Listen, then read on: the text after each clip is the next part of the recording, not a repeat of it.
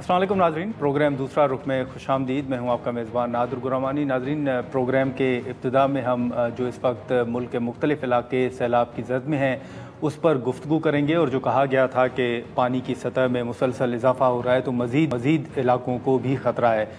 कल कुछ बयानात आए कि जो इस वक्त पंजाब के अंदर पानी मौजूद है, इस पानी ने अल्टीमेटली सिंध की तरफ जाना है। तो सिंध हुकूमत ने भी इस हवाले से कुछ अहम फ़ैसले किए हैं। इस वक्त हमारे साथ वज़ीर आबपाशी पंजाब और वज़ीर आबपाशी सिंध जो हैं वो मौजूद हैं, उनसे गुफ्तगू करेंगे।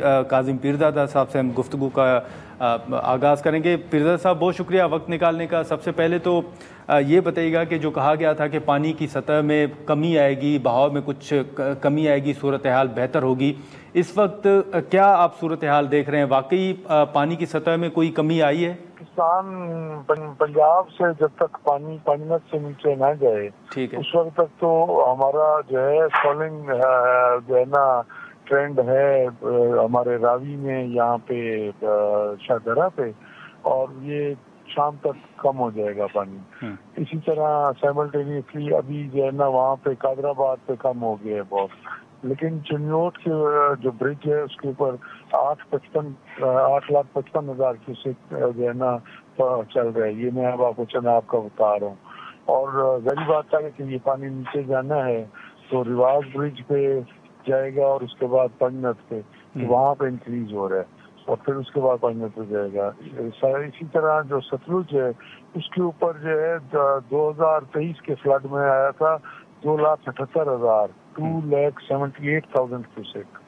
इस दफा जो है ये आज जो है यहाँ पे राइजिंग ट्रेंड है, पहले स्टडी रहा है 261 पे फॉर 4 डेज, और आज जो है ना उसमें राइज आए। और वो जो है क्योंकि इंडिया ने अपने पोंग से भी और बाखला से भी जो है ना दोनों डैम से किया, और दूसरा उनकी जो राइट मार्जिनल बंद है फिरोजपुर हेडवर्क्स का, वो उनका ब्रीच करके है, तो वो अनकाउंटेड वाटर आ रहा है उसकी वजह से, तो वो एक्स्ट्रा है उसमें।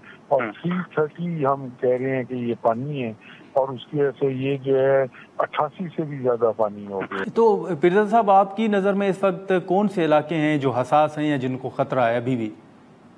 सतलुज में फ्लड शुरू अब हुआ ना। अच्छा, सतलुज से आप कसूर से लेके राइट टू दी पंजनत, जो ये वाली बेल्ट बनती है, पाकपटन, नारिफ वाला, बुरे वाला, बिहाड़ी, भावल नगर, भावलपुर डिस्ट्रिक्ट जो है ना, आप चले जाए वहाँ तक आगे कुछ ऐसा रिंजार खान का भी शायद मुजफ्फरगढ़ का भी आ जाता है, तो इसमें पंजनत पे जाना है। ठीक है। तो अब ये हो गया कि जो पंजनत पे पहुंचेगा कहीं ये साइमल्टेनियसली ना पहुंचे, क्योंकि डिफरेंट बिहेव कर रहे हैं रिवर।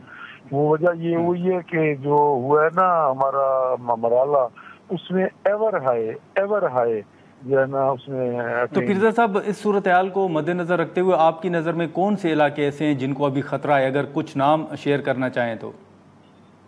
मैंने आपके सामने उसके हवाले से बताया है, सतलुज के हवाले से कसूर जो है, उसमें पाकपटन है, उसमें डिस्ट्रिक्ट, उसमें आगे जो है भावल नगर है, फिर भावलपुर है, फिर आगे नीचे जब पंजनत तक जाते हुए रहीमयार खान का कुछ एरिया है, फिर जब पंजनत पे जो जाके इकट्ठा होगा तो रहीमयार खान का उसका इफेक्ट ही होगा। राजनपुर है, इसके अंदर जो है आप ये देख लें कि जो नीचे जा रहा है इसमें झंग है, इसके हवाले से अगर बात करें चनाब के हवाले से झंग है, खानेवाल है रावी के हवाले से, उससे नीचे जब जाएंगे तो मुल्तान है, मुल्तान के एरिया। तो आप समझते हैं कि ये पानी अल्टीमेटली सिंध की तरफ जाएगा और सिंध को भी खतरा है?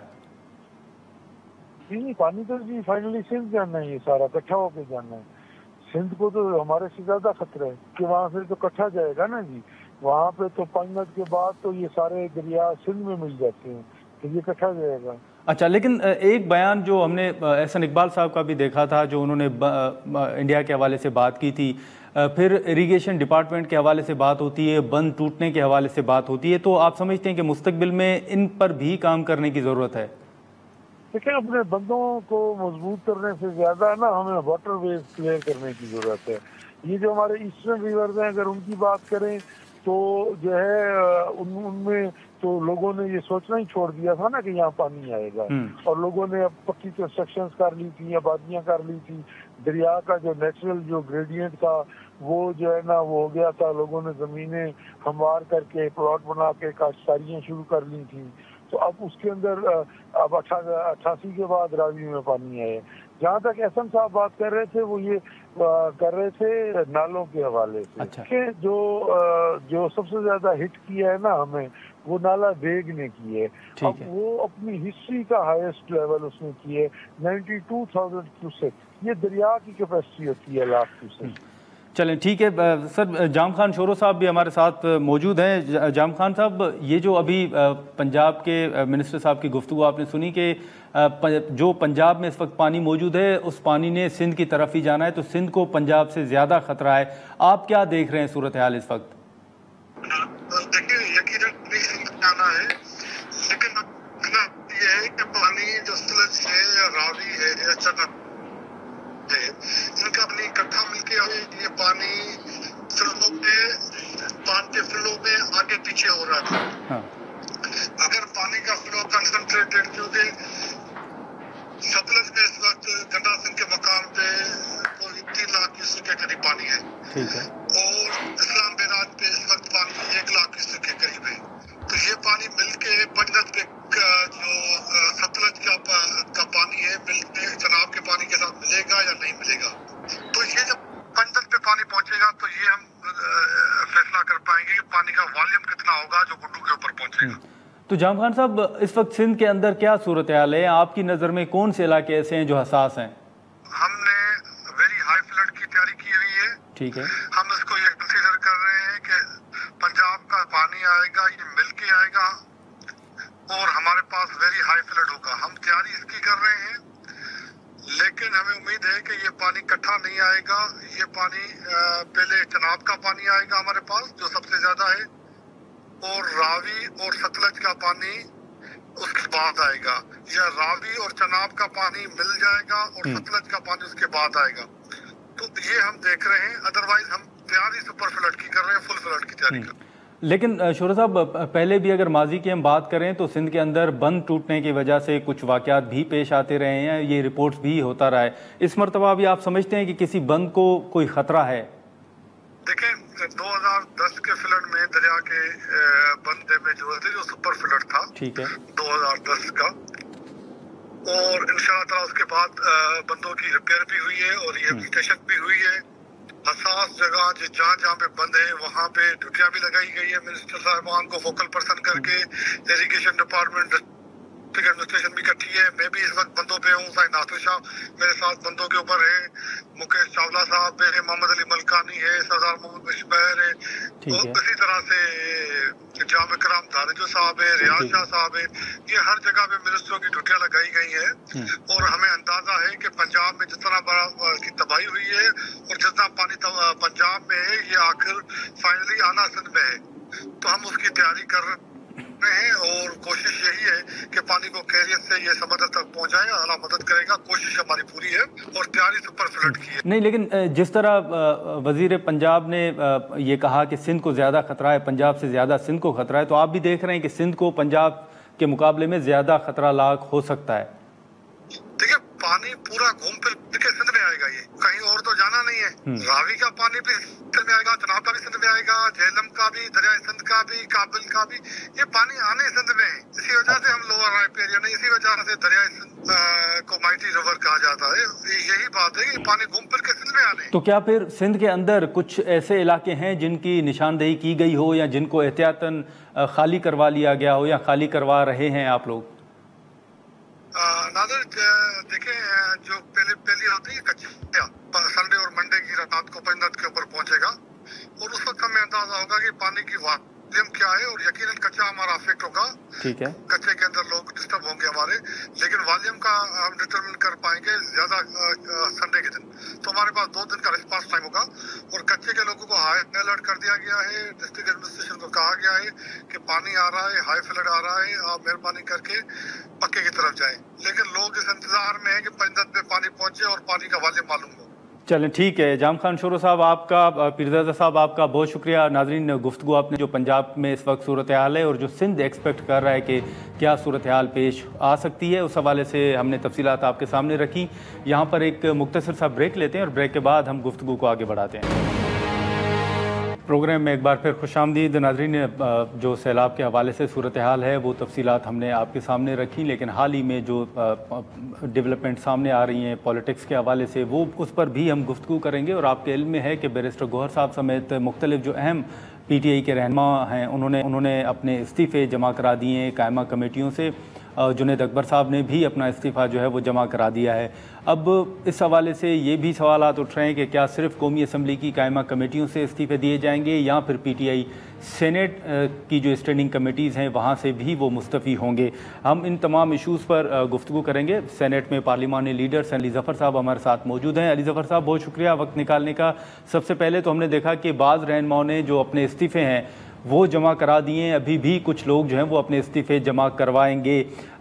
ये बताइएगा कि आप समझते हैं बतौर पार्लिमानी लीडर के PTI की ये स्ट्रेटजी या इस स्ट्रेटजी से हुकूमत के ऊपर कोई प्रेशर पड़ सकता है, या किस हद तक आप समझते हैं कि ये कामयाब स्ट्रेटजी है कि फ़ायदा हो सकता है PTI को?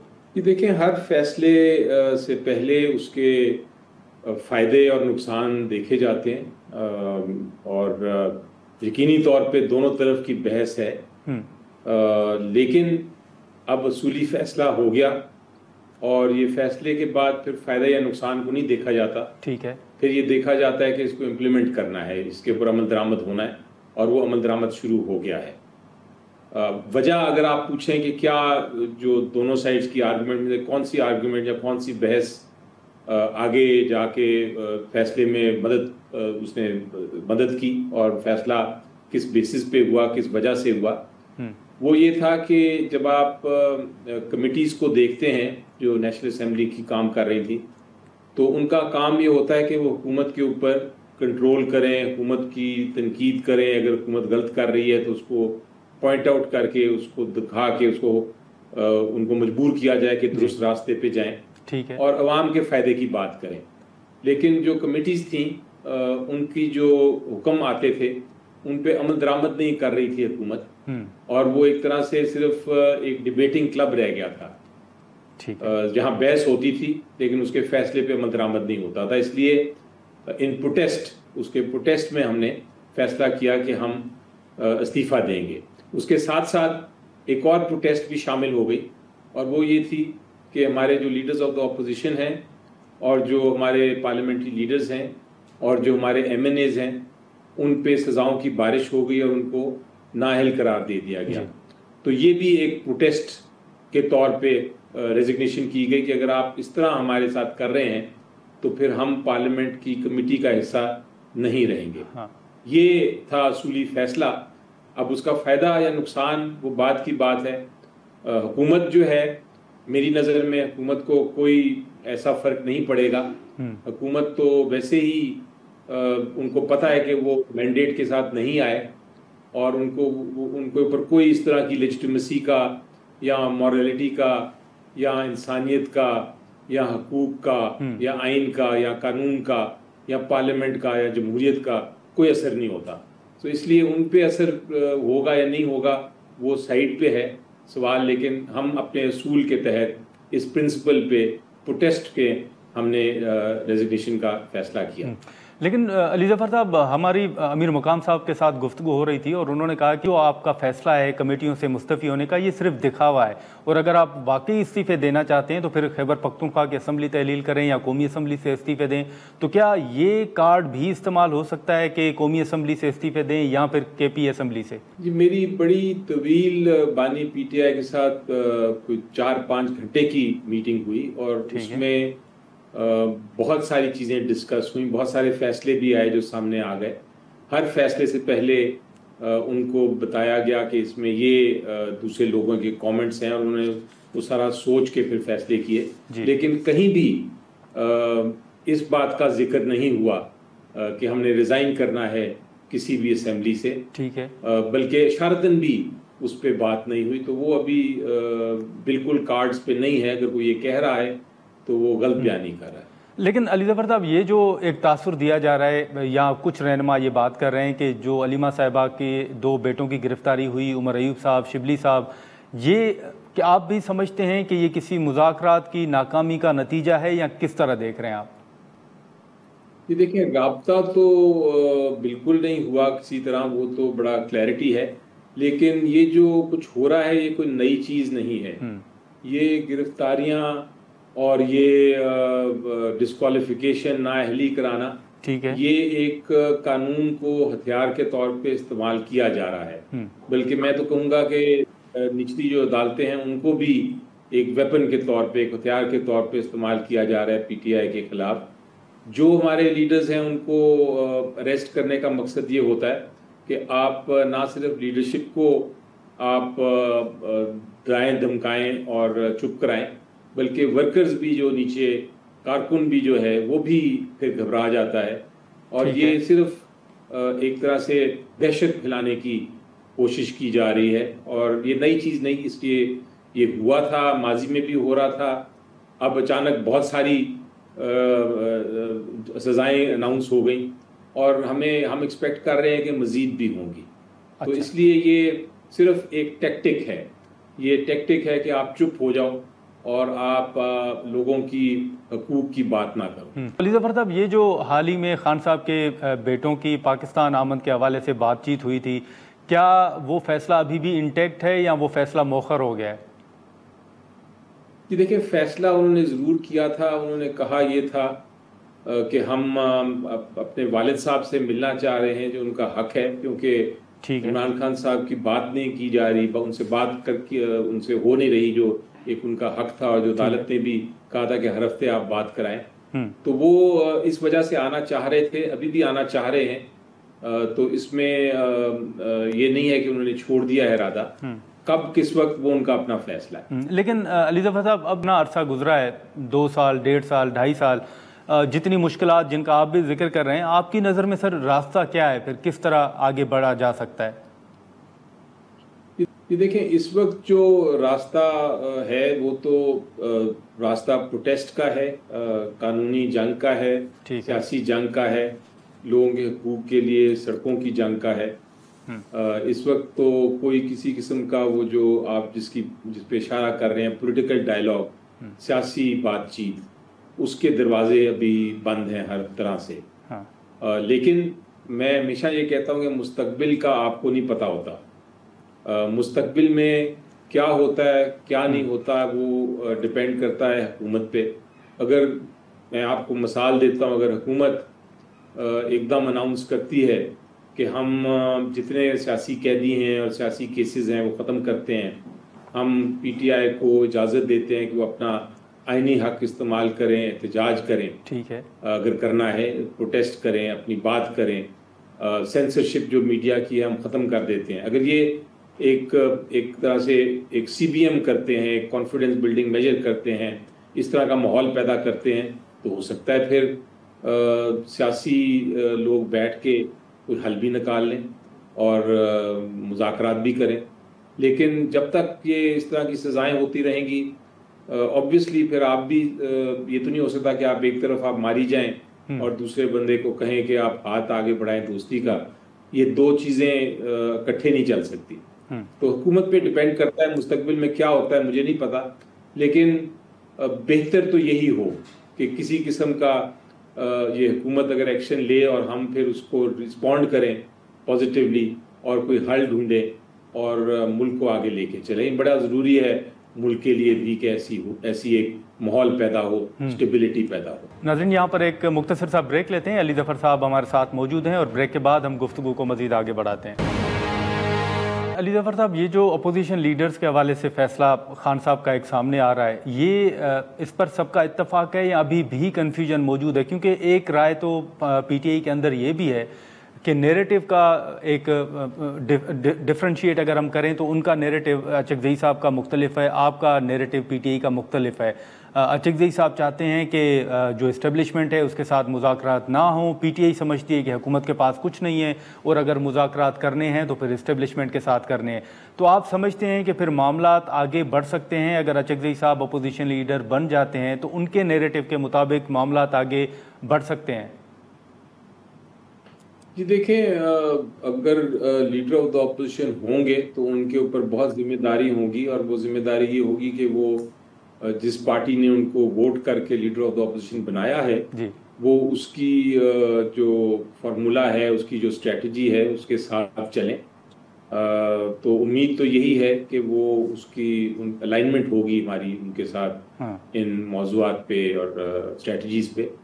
लेकिन आप बात दुरुस्त कर रहे हैं कि लीडर ऑफ द ऑपोजिशन वो होंगे, उनका अपना एक सोच होगी और अब आगे जाके देखना है कि वो हमारी सोचें इकट्ठे चलेंगी या नहीं चलेंगी या चल सकती हैं। उम्मीद तो यही है, और उनको उनके ऊपर जो ट्रस्ट किया गया है वो इसीलिए किया गया है कि वो पीटीआई का मौक़िफ़ लेके आगे जाएंगे। एक चीज़ ये भी डिस्कस हो रही है कि शायद खान साहब जो हैं वो गंडापुर साहब से खुश नहीं है या बाहर जो क़यादत है उससे खुश नहीं है। ये सवालात आपसे पहले भी हुए होंगे। जो आपकी मुलाकातें हुई हैं क्या उनमें वाकई खान साहब ने ऐसा कोई जिक्र किया है कि वो गंडापुर साहब को या बाहर जो क़यादत है उनको हटाना चाह रहे हों? कि देखिए, जहाँ तक इमरान खान साहब का ताल्लुक है वो तो उन्होंने अपना चीफ मिनिस्टर उन्होंने ही बनाया हुआ है और उनको इत्मीनान है तो वो कंटिन्यू कर रहे हैं। अगर इत्मीनान ना होता तो वो कंटिन्यू ना करते। इसलिए उनकी तरफ से तो कोई ऐसी मुझे नहीं नज़र आई यहाँ उन्होंने कोई ऐसी बात की हो कि मुझे इत्मीनान नहीं। बाकी पार्टी में ज़रूर इख्तलाफात हैं, इसमें कोई शक नहीं है कि इख्तलाफात हैं, और वो मेरे ख्याल हर पार्टी में होते हैं। हमारे ज़रा बाहर उभर के ज़्यादा आ जाते हैं क्योंकि हम शायद हमारे कुछ लोग पब्लिकली आके बात कर जाते हैं। मैं तो कोशिश ये करता रहता हूँ और मेरी तो ये पूरी एफर्ट होती है कि हम मिल के साथ चलें और जहाँ इख्तलाफात हैं उनको इख्तलाफात को भी साथ लेके चलें। मैं नहीं यकीन रखता कि पार्टी में कोई डिसिप्लिन की बात करे कोई या कोई एक्शन ले किसी के खिलाफ, उसको निकालो ना निकालो। हर एक का अपना अपना व्यू पॉइंट होता है और वो उसके बाद जब एक फैसला आ जाए तो फिर उसके बाद वो फिर इख्तलाफात ख़त्म होते हैं उस फैसले की हद तक। इसका एग्जाम्पल यही है कि जब ये फैसला हुआ कि हमने बाई इलेक्शन नहीं लड़ना, उससे पहले बड़ी डिबेट थी लेकिन उसके बाद वो डिबेट ख़त्म हो गई। इसी तरह कमेटी से इस्तीफ़ा देना या नहीं देना, उस पहले बहुत डिबेट थी, मुख्तलिफ राय थी, लेकिन जब एक बार फैसला हो गया तो वो भी शुरू हो गई। अचकज़ई साहब की जब बात आई उस पर भी थी रिजर्वेशंस, कुछ लोगों की, कुछ नहीं थी, कुछ फॉर थे, कुछ अगेंस्ट थे, कुछ इन फेवर थे, कुछ नहीं इन फेवर थे। लेकिन वो सारी चीज़ें एक बार फैसला हो गया तो उसके बाद इख्तलाफात उन पे ख़त्म हो गए। तो इस तरह के कुछ नज़रियाती इख्तलाफात जो हैं वो तो अपनी जगह चलते हैं। जहां आप जिक्र कर रहे हैं पर्सनल इख्तलाफात का, वो भी हैं, वो भी सॉल्व करने की हम कोशिश कर रहे हैं। जफर साहब, आखिर में सर सिर्फ मुख्तसरन इतना बताइएगा कि अब पीटीआई ने ये तो फैसला किया है कि जो कौमी असम्बली की कायमा कमेटियां हैं वहाँ से इस्तीफ़े दे रहे हैं आप लोग, क्या अगला मरहला सेनेट का भी होगा? पीटीआई सेनेट की स्टैंडिंग कमेटी से भी मुस्तफ़ी होगी? जी, सेनेट की कमेटी की बात हुई थी खान साहब से, उन्होंने कहा था नहीं सेनेट का ऐसा नहीं है क्योंकि सेनेट में एक डिफरेंट माहौल है, डिफरेंट इंटेलेक्चुअल उधर बहसें हो रही हैं, ठीक है, और काम हो रहा है और एक ऐसे लेवल पे है जहां हम एक स्ट्रेटजीज बनाते हैं और उसलिए उधर कोई कमिटीज और प्लस वहाँ कोई ऐसी इलेक्शन की चोरी करने का, इलेक्शन का इल्ज़ाम नहीं है। ये ज़रूर है कि रिजर्व सीट्स वाले वहाँ आ गए, उसकी वजह से कुछ लोग आ गए दूसरी पार्टीज के जो नहीं आने चाहिए थे, लेकिन बहरहाल वो एक क्योंकि अदालती फैसले के तहत है तो उसका मामला मुख्तलिफ है। सेनेट में अभी कोई कमिटीज़ में रेजोल्यूशन की बात नहीं है, पंजाब असेंबली में भी नहीं है, सिर्फ नेशनल असेंबली की हद तक था। ठीक है अली ज़फ़र साहब, बहुत शुक्रिया वक्त निकालने का। नाज़रीन, अली ज़फ़र साहब की गुफ्तगू आपने सुनी। उनके मुताबिक PTI ने इस वक्त सिर्फ़ और सिर्फ कौमी असम्बली की कायमा कमेटियों से मुस्तफ़ी होने का फ़ैसला किया है, सेनेट से इस्तीफ़े नहीं दिए जाएंगे। हम यहाँ पर एक मुख्तसर सा ब्रेक लेते हैं और ब्रेक के बाद गुफ्तगू को आगे बढ़ाते हैं। प्रोग्राम में एक बार फिर खुशामदीद। नाज़रीन, इस वक्त चीन में SCO कॉन्फ्रेंस होने जा रही है और उस हवाले से तैयारियां जो हैं उनको भी हतमी शक्ल दी जा रही है। खित्ते में जो अहम वाक़यात पेश आए हैं, ख़ास तौर पर जो पाकिस्तान और भारत के दरमियान जो जंग का एक बड़ा वाक़या था, जो जंग हुई उसके बाद ये पहली मरतबा होगा कि SCO कॉन्फ्रेंस के प्लेटफॉर्म पे दोनों मुल्कों के जो वज़राए आज़म हैं वो उस प्लेटफॉर्म पे साथ होंगे। इस इशू पर हम गुफ्तगू करते हैं। तबस्सुम साहिबा ने हमें ज्वाइन किया है। तबस्सुम साहिबा, बहुत शुक्रिया वक्त निकालने का। सबसे पहले तो अब जो SCO कॉन्फ्रेंस होने जा रही है चीन के अंदर, उस हवाले से ज़रा आगाह कीजिएगा कि किस हद तक तैयारियां जो हैं वो मुकम्मल कर ली गई हैं। सबसे पहले आपका बहुत शुक्रिया मुझे ये मौका देने के लिए। दरअसल ये जो इस दफ़ा ये जो शंघाई ताउन तंजीम की तिएनजिन समिट है, ये जो सरबराही इजलास है SCO के क़याम के बाद ये जो सबसे बड़ा इजलास होगा, जिसमें 20 से ज़ायद ममालिक के रहनुमा और 10 बैनुल अक़वामी तंजीमों के सरबराहान शरीक करेंगे। और इस कॉन्फ्रेंस इस इजलास का मेज़बान शहर है तिएनजिन है। ये जो तिएनजिन शहर है चीन के कैपिटल यानी दारुल हुकूमत बीजिंग से बहुत करीब है। और तिएनजिन शहर इस इजलास के लिए वेन्यू, ट्रांसपोर्टेशन और हर लिहाज से मेहमानों के इस्तकबाल के लिए तैयार है। और मैंने भी रिपोर्ट देखी है कि तकरीबन 1000 जो वॉलंटियर्स हैं जो तिएनजिन की मुख्तलिफ यूनिवर्सिटियों से आ जाते हैं और इस इजलास के लिए खिदमत सर अंजाम दे देंगे। और ये जो समिट के दौरान ये जो मुख्तलिफ प्रोग्रामों को यकीन बनाएंगे ये वॉलंटियर्स, और साथ साथ हम मीडिया पर्सन के लिए वहाँ भी काफ़ी ज़्यादा फैसिलिटीज़ मौजूद हैं। कल यानी जुमेरात के रोज़ ये जो इस इजलास के लिए ये जो प्राइस सेंटर है बाकायदा तौर पर इफ्तिताह किया गया है। और फिर समिट के दौरान पाकिस्तान से आने वाले ये जो हमारे सहाफ़ियों हैं या मीडिया पर्सन है, वहाँ ये जो पाकिस्तानी ऑडियंस के लिए, नाज़रीन के लिए जो ज़बरदस्त रिपोर्ट बना सकते हैं। लेकिन हाल ही में रीजन में जो मुख्तलिफ अहम वाक़यात पेश आए हैं उनको मद्देनज़र रखते हुए आपकी नज़र में ये SCO कॉन्फ्रेंस कितनी अहमियत की हामिल है? सही जी, आप देखिए जो SCO के फ्रेमवर्क के तहत ये जो इलाकाई सिक्योरिटी, इक़्तिसादी और तिजारती ताउन और इवन ये जो सकाफती तबादले समेत कई शुबों का इहाता करने वाले मुयस्सर मुकारमा और ये जो ताउन के मेकानिज़म तामीर कर चुके हैं। दरअसल SCO मुतहिद होकर ये जो काम करने और मुश्तरका तरक्की के लिए ये जो मनसूबाबंदी की एक मिसाल फिर बन गया है, जो गैर यकीनी दुनिया में ज़्यादा इस्तेहकाम और यकीन फराहम करता है। जो SCO है इस वक्त दुनिया की सबसे बड़े रकबे और आबादी वाली इलाकाई तंजीम बन चुकी है। ये मज़ीद ये जो तरक्की पज़ीर ममालिक के लिए मौक़ा फराहम करती है और चीन और पाकिस्तान समेत ये जो ग्लोबल साउथ ममालिक की तरक्की के लिए एक हम कह सकते हैं एक बहुत अहम प्लेटफॉर्म भी बन रही है। आप भी जानते हैं कि पाकिस्तान के वज़ीर आज़म मोहम्मद शहबाज शरीफ साहब भी तिएनजिन समिट में शिरकत करेंगे और पाकिस्तान भी SCO का रुकन मुमालिक है। और जो SCO में शामिल करने के बाद ये जो पाकिस्तान ने इलाकाई सलामती के चैलेंजों और खतरात का बेहतर मुकाबला किया है और इसमें ये जो शमूलियत इसकी हम कह सकते हैं पाकिस्तान के अंदर में ये जो माशियो समाजी मुस्तहकम तरक्की के लिए साजगार भी है। अच्छा, ये जो हाल ही में पाकिस्तान और भारत के दरमियान एक कॉन्फ्लिक्ट हुआ, उसके बाद ये पहली मरतबा होगा कि दोनों ममालिक के जो वज़राए आज़म हैं वो SCO प्लेटफॉर्म पर मौजूद होंगे। तो बतौर सीनियर जर्नलिस्ट आप इसको किस तरह देख रही हैं? बेशक ये जो दोनों ममालिक के लिए खिते के लिए या दुनिया के लिए एक बहुत अहम कामयाबी है जो चीन हमेशा से जो दुनिया में अमन बरकरार रखने और मुश्तरका तरक्की को फ़रोग़ देने की एक अहम क़ुव्वत रहा है।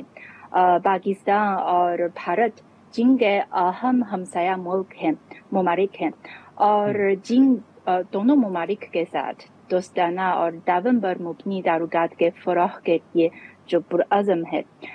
इसीलिए आने वाली जो ASEO की तिएनजिन समिट में दोनों ममालिक के वज़ीर-ए-आज़म साथ साथ मौजूद होंगे और ये जो शंघाई ताउन तंजीम यानी ASEO और इसके ये जो शंघाई स्पिरिट हम कह सकते हैं, ये जो ASEO की अहमियत का मुज़ाहिरा करता है।